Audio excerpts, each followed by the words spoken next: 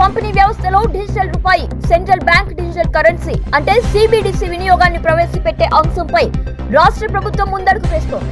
దేశం లబ్ధిదారులకు అందించే సంక్షేమ ప్రయోజనాలను మరింత పారదర్శకంగా, వేగంగా చేరవేయడమే ఈ ప్రతిపాదన ప్రధాన లక్ష్యంగా తెలుస్తోంది.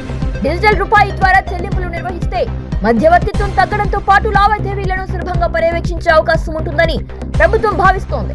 ఈ విధానాన్ని ముందుగా ఎంపిక చేసిన ప్రాంతంలో ప్రయోగాత్మకంగా అమలు చేసి ఫలితాలను పరిశీలించిన అనంతరం విస్తరించే అవకాశం ఉన్నట్లు సమాచారం.